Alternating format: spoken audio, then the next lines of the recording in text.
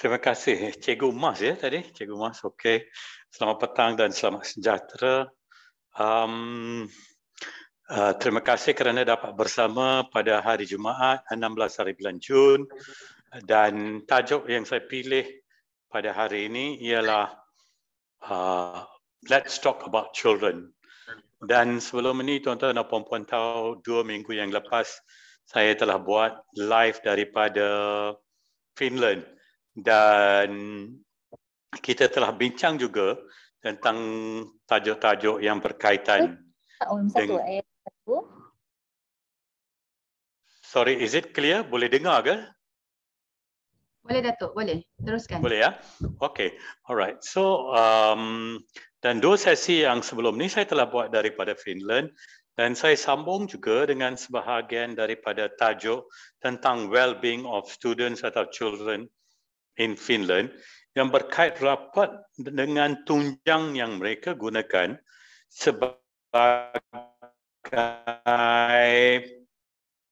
mendidik kanak-kanak di sekolah. Kita mungkin selalu terdengar bahawa negara Finland ni nombor 1 dalam dunia tentang pendidikan bila diklasifikasikan oleh OECD. Ya. Tetapi kita tidak tahu bahawa dia bukan saja kehebatannya adalah dari segi akademik, tapi kehebatan akademik itu disokong kerana well-being of children itu diberi keutamaan. Kesejahteraan murid itu diberi keutamaan. Cikgu sentiasa meneliti, melihat dan terpanggil untuk menjalankan tanggungjawab bagi memastikan kanak-kanak semua okey. Yeah, they are fine untuk belajar. So it is, dan tuan-tuan dan puan-puan pun saya dalam sesi yang lepas dan mungkin sesi yang sebelum itu banyak kali saya gunakan ungkapan ini, iaitu think Maslow before Bloom.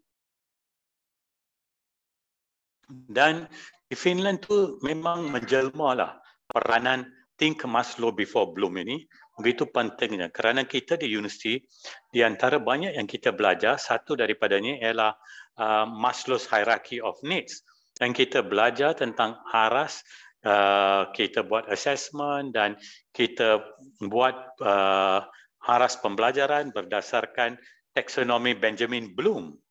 So dari situ wujudnya think Maslow before Bloom. Artinya, kalau kita lihat Maslow's Hierarchy of Needs, dia lihat keperluan asas manusia. Asas iaitu fisiologi, keperluan keselamatan. So mereka cukup percayai, walaupun mereka tak kata pun tentang Maslow, tetapi ia memang mencerminkan aspek itu. So di negara Finland, mereka utamakan well-being of children. Right? So, apakah yang mereka buat dalam sesi Let's Talk About Children yang mereka rungkaikan sebagai LTC. LTC, akronim dia. Let's Talk About Children. Dan saya nak katakan bahawa kita di Malaysia pun banyak lakukan perkara ini. Kita bincang tentang the kids. Tapi mungkin tidak seperti terstruktur. Kita adakan perbincangan masa hari kita ucapan atau hari kita nak beri kad laporan dan sebagainya pada ibu bapa. Masa itulah kita buat sesi dan kita sembang tentang anak mereka. Tetapi LTC di negara Finland dilakukan dengan lebih kerap. Sebulan sekali dan kalau perlu 2 bulan sekali pun. Ikut keperluan. Next slide please. So saya nak reflect balik kepada apa yang saya sebut dalam 2 sesi yang berikut juga. Tunjang kepada sistem pendidikan negara Finland adalah kepada 3 perkara. 1, equity, ya, kesamarataan. Yang kedua, kepercayaan, trust. Dan yang ketiga, responsibility, iaitu tanggungjawab. Mereka cukup percaya pada guru-guru mereka. Dan guru-guru mereka cukup menanggung tanggungjawab tersebut dengan profesional. Dan sekolah memberi kesamarataan untuk semua jenis murid, semua pelbagai kebolehan. So sekolah itu memberi ruang dan peluang kepada setiap individu. Dari situlah 3 tunjang ini wujud. The trust is very high. Kepada guru, anda akan pastikan bahawa pembelajaran berlaku. Anda melakukan persediaan untuk pastikan pembelajaran akan berlaku. Itulah kepercayaan pihak yang bertanggungjawab seperti PPD mereka yang mereka ikut municipality, right? Dan tanggungjawab yang cikgu sendiri pikul tu memang dia memberi keutamaan. They are very responsible towards whatever they do, di dalam bilik darjah maupun di luar bilik darjah. So ingat 3 perkara ini saya kongsikan supaya kita semua faham bersama, dan kalau tuan-tuan nak baca lagi, I'm sure you can Google and read more about this. Next slide please. Dan saya juga utamakan dan saya pernah kongsi perkara ini dalam 2 sesi yang berikut, dan very quickly saya buat refleksi semula bahawa ekosistem of well-being, kesejahteraan murid ni. Apa ekosistem dia? 1, learning, pembelajaran. Pastikan pembelajaran optimum berlaku. Yang kedua, kita kena pastikan keselamatan murid. Dan setiap pelajar ini boleh diajar. Keselamatan murid penting. Murid mesti terlibat. Participation of children. Dan mereka galakkan kolaborasi di antara murid. There must be collaboration. So dengan melakukan ini yang sentiasa dekat dengan sistem pendidikan, dengan tugas seorang guru, maka banyak perkara. Of course, tuan-tuan dan puan-puan tahu bahawa kolaborasi dan pelibatan, participation berkait rapat dengan pembelajaran juga. So, ruang dan peluang sentiasa disediakan oleh guru dan pihak yang bertanggungjawab di sekolah untuk murid-murid mereka. 4 perkara ni. Nampak sangat biasa ya tuan-tuan dan puan-puan. Kita kata, kita pun buat begini. Yes, kita pun buat begini dan saya rasa kita boleh teruskan apa yang kita buat. Kita galakkan kolaborasi di antara murid, kita galakkan pelibatan murid, kita juga sama-sama, saya pun pernah jadi guru, keutamaan adalah kepada keselamatan murid. Nombor 1, keselamatan murid. Always we think about keselamatan. Kita cikgu sentiasa fikir tentang keselamatan. Kadang-kadang orang luar fikir kita cikgu ni kita kurang beri perhatian pada keselamatan. No. Kita sentiasa dan saya juga merayu kita cikgu jangan lupa. Kita jaga keselamatan murid kita dalam semua segi. Di luar bilik darjah, di dalam bilik darjah, masa balik, kalau kita lihat di luar pun, lakukanlah apa yang betul. Sebab kita cikgu, kita bukan cikgu di sekolah saja. Kita cikgu di merata-rata tempat. Orang takkan sebut pun nama kita kalau jumpa di pasar raya. Masih lagi, itu cikgu saya. Ya. So, kita utamakan perkara ini. Next slide please. Banyak penulisan ya, buku-buku yang saya papar. So hari ini daripada kupasan, daripada intipati yang saya sebut tadi, kita ada program yang dijalankan di kebanyakan sekolah di negara Finland. Let's talk about children. So mereka sentiasa jemput ibu bapa dan bersama dengan anak, ibu bapa dan guru, mereka adakan perbincangan itu. Adakan perbincangan itu dan juga melibatkan any other person who's important for students well-being, umpamanya kaunselor ke, libatkan mereka semua. Bincang bukan pasal negatif tetapi selalunya lebih kepada positif. Nak membina sasia, nak memberi semangat, nak memberi inspirasi kepada murid atau anak tersebut. Tapi banyak perkara boleh dibincang, mungkin ada dibincangkan tanpa murid pun kalau perlukan confidentiality. Okay. So let's talk about children ini kadang-kala memberi kita banyak maklumat tentang murid-murid kita. Kita selalu jangka kita tahu banyak tentang murid. Tahun pertama atau tahun kedua bila saya jadi seorang guru, saya telah denda seorang murid. Saya denda murid itu, saya marah, saya denda murid itu dan lepas tu saya rasa kesal dan hari berikutnya saya jemput murid itu, saya bincang dengan dia di kantin dan baru saya dapati bahawa keadaan di rumah tidak tenteram. Ayah, kalau tak silap saya, sudah meninggal dunia. Ibu seorang yang ada pendapatan. Abang seorang itu ada di penjara. So, budak itu datang daripada suasana yang berbeza. Memang dari segi pembelajaran dia tidak begitu cenderung ke arah akademik. Dan dia pula selalu suka kadang-kala buat perkara-perkara yang dia nakal dalam kelas. Tapi kita guru muda masa tu umur saya ingat 22 atau 23. Saya lulusan maktab perguruan pada tahun 81. Dan kemudian saya baru sedar, apa yang saya lakukan sebenarnya tidak tepat.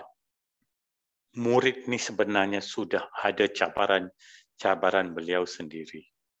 Dan saya sebagai seorang guru sepatutnya tahu tentang perkara itu. Tapi saya masih lagi sangat raw, masih lagi mentah.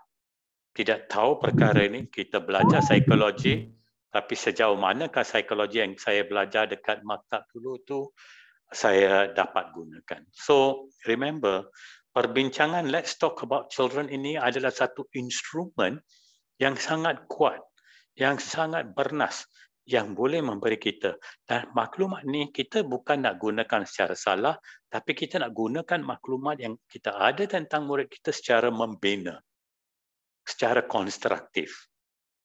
Kita perlu adakan pertemuan ini dengan ibu bapa, dengan murid. Ya. Dan kalau ada sesuatu yang saya sebut tadi yang confidential, kita boleh bincang agar kita tahu apakah isu atau kemusykilan di rumah. Ya, ia mengambil masa. Cikgu memang dengan 25 waktu, 30 waktu kadang-kadang mana kita nak cari masa untuk mengadakan ni. Tapi tuan-tuan dan puan-puan, kadang-kadang masa ni kita cari lepas sekolah pun tak apa. Kita kena cari curi masa dan sebagainya. Kalaulah satu hari Sabtu tu kita boleh gunakan untuk Let's Talk About Children dengan ibu bapa yang berkenaan. Dan bukan saja kita nak panggil ibu bapa murid yang kita jangka ada masalah. No, not necessary begitu. We can call all parents of different children dan adakan pertemuan. Kadang-kadang kita juga boleh adakan pertemuan secara berkumpulan. Terpulang kepada kesesuaian atau secara individu. You are the best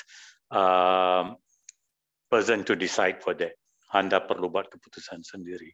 Dan pihak kepimpinan sekolah sudah pastinya akan sokong usaha sebegini. Seperti saya mulakan tadi, sememangnya di sekolah di Malaysia, kita sudah ada perkara ini. We do talk about children. Tapi mungkin we have to talk about children secara systematic and constructively. Kita lakukan secara terbuka, maksud saya we do it intentionally. Not kita nak panggil bila murid ada masalah. So itu juga akan membina satu jambatan. Of course kita semua tahu kadang-kadang bila kita panggil ibu bapa yang boleh datang mungkin ibu atau bapa. Kadang-kadang kedua-duanya tak boleh datang. Kita jemput untuk mesyuarat PIBG pun kita tahu memang ada cabaran yang besar. Tapi we must not give up. In an education system, dalam sistem pendidikan kita tak boleh give up. We are teachers. Teachers, we will find solution. Even though you are a school principal, we all started off as teachers. Kita semua mula sebagai guru. So kita mesti ada jiwa guru di dalam diri kita. So bila kita ada jiwa guru tu, kita akan buat yang terbaik untuk siapa? Untuk anak murid kita. Next slide please. Kita boleh tanya satu contoh LTC tentang rutin harian anak mereka. mood anak dan kesejahteraan di emosi dia di rumah, perasaan ingin tahu, adakah dia seronok untuk belajar, adakah dia ada sense of belonging, dia rasa dia disukai di sekolah, dia disukai di rumah, bagaimana interaksi dia dengan orang dewasa, bagaimana masa dia main dan interaksi dengan kanak-kanak atau adik-beradik, fungsian tentang heran ibu bapa kadang-kadang it's easy to parent.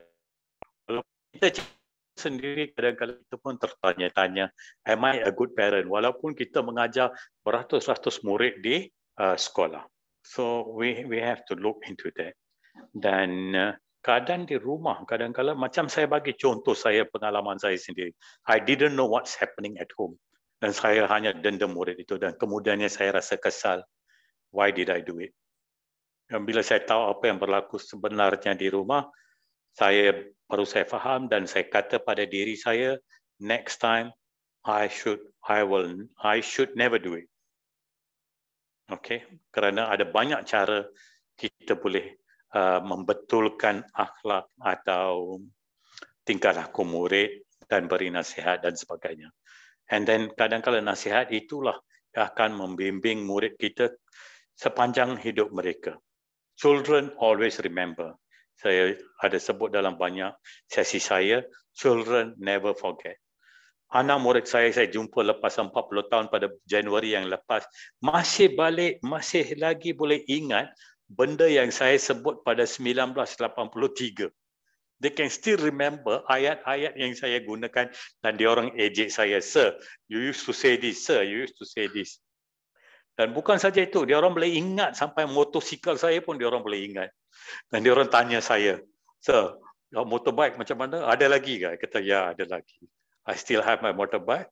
Dan ialah baru ni saya pergi repair, saya baiki semua motosikal saya yang daripada tahun 1981 ada sentimental value. Tuan-tuan dan puan-puan pun sudah pastinya ada sentimental, barang-barang sentimental ya tak? So murid saya you tengok boleh ingat after 40 years boleh ingat perkara-perkara sebegitu. So tuan-tuan dan puan-puan kita boleh bincang anything else that is of importance. So LTC, let's talk about children adalah satu instrumen yang penting, memerlukan masa. Marilah kita sama-sama memberi sumbangan masa dan kita boleh membina sistem pendidikan kita yang memang menyerlah. We are good, we can be better, but we want to be the best. Why not? Kita sudah ada sistem pendidikan yang bagi saya kita boleh melahirkan doktor, engineer dan sebagainya dan seterusnya pun. So we are good. We can be better, but we want to be the best, among the best. So tuan-tuan dan puan-puan, kita masuk ke slide yang terakhir. Itu saja daripada saya. Jangan lupa, ini dua perkara yang juga saya sebut dalam dua sesi yang sebelum ini. It's easier to build strong children than to fix broken adults. It is easier to build strong children than to fix broken adults. Every school in Oulu di negara Finland, Bandar Oulu, is a well-being school. Mereka utamakan kesejahteraan. So tuan-tuan dan puan-puan, fikir-fikirkanlah perkara ini. Dan dalam slide yang terakhir, jangan lupa kita mendapat ilmu daripada pelbagai sumber, daripada buku, daripada bacaan, makalah dan sebagainya. Buku adalah beban latihan untuk minda. Books are the training weights of the mind. Reading is thinking. And don't forget, your future is created by what you do today, not tomorrow. Your future is created by what you do today. So do the best today because that's going to determine the future. If a child can't learn the way we teach, maybe we should teach the way they learn. Itu saja daripada saya. Terima kasih. Jumpa lagi pada minggu depan.